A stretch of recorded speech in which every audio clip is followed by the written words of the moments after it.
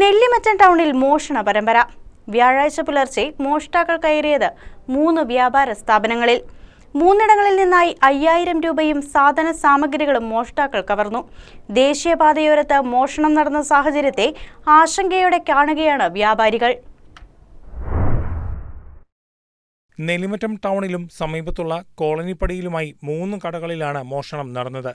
MM ഇബ്രാഹിമിന്റെ ഉടമസ്ഥതയിലുള്ള മണലുംമറയിൽ stores, ബിനോയിയുടെ ഉടമസ്ഥതയിലുള്ള പലചരക്ക് കട, അജാസിന്റെ ഉടമസ്ഥതയിലുള്ള ചായക്കട എന്നിവിടങ്ങളിൽ നിന്നാണ് മോഷണം നടന്നത്.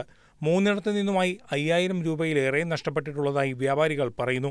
സിഗരറ്റും മറ്റു ചില വസ്തുക്കളും നഷ്ടമായിട്ടുണ്ട്. തെരുവ് വിളക്കുകളും ഹൈമാസ്റ്റ് ലൈറ്റുകളും പ്രവർത്തിക്കാത്തതും അതുപോലെ തന്നെ പോലീസ് പട്രോളിംഗ് ഇല്ലാത്തതുമാണ് ഇതിന് പ്രധാന കാരണമായി വ്യാപാരികൾ പറയുന്നത്. ഇന്നലെ രാത്രി നെല്ലിമറ്റം ടൗണിലും അതിൻ്റെ പരിസരത്തുമായിട്ട് 3 കടകളിൽ മോഷണശ്രമം നടന്നു.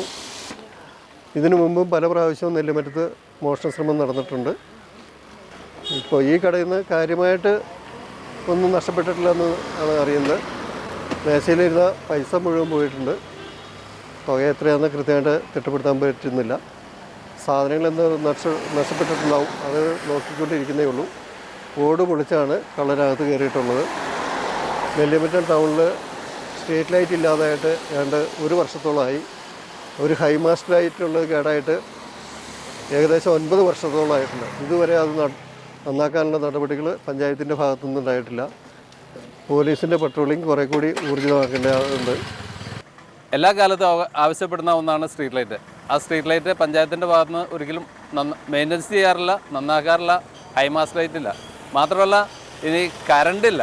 നെല്ലിമറ്റം ടൗണിൽ ഒരു ദിവസത്തിൽ 2-3 മണിക്കൂറേ കറണ്ടുള്ളൂ. ബാക്കി ഒരു സമയത്ത് നെല്ലിമറ്റം ടൗണിൽ കറണ്ടില്ല. അതുപോലെ പഞ്ചായത്തിൻ്റെ ഭാഗത്തുനിന്ന് മഴക്കാലപൂർവ്വ ശുചീകരണ പ്രവർത്തനങ്ങളൊന്നും തന്നെ നെല്ലിമറ്റം ടൗണിൽ നടത്തിയിട്ടില്ല. കാരണം എല്ലാ പഞ്ചായത്തുകളിലും മഴക്കാലപൂർവ്വ ശുചീകരണ പ്രവർത്തനം നടത്താറുണ്ട്. മരുന്നടിക്കൽ, കാട് വെട്ടൽ കാര്യങ്ങളെല്ലാം ഉണ്ട്. ഇപ്പോൾ തന്നെ നിങ്ങൾക്ക് നോക്കിയറിയാം ഈ ടൗണിൻ്റെ അവസ്ഥ. കാട് പിടിച്ച് മുടിഞ്ഞ് കിടക്കുകയാണ്. ഒരു മഴക്കാലപൂർവ്വ ശുചീകരണ പ്രവർത്തനങ്ങളോ കാട് വെട്ടലോ കാര്യങ്ങളോ ഒന്നും പഞ്ചായത്തിൻ്റെ ഭാഗത്തുനിന്ന് നടത്തിയിട്ടില്ല. ഏതാനും ദിവസങ്ങൾക്ക് മുൻപാണ് ഇവിടെയുള്ള സിറ്റി മെഡിക്കൽസിൽ മോഷണം നടന്നത്. ദേശീയപാതയുടെ അരികത്തായിരുന്നിട്ടും ഒറ്റ രാത്രി കൊണ്ട് 3 വ്യാപാര സ്ഥാപനങ്ങളിൽ മോഷണശ്രമം നടന്നതിൽ വ്യാപാരികൾ ആശങ്ക പ്രകടിപ്പിച്ചു. News desk KCV news.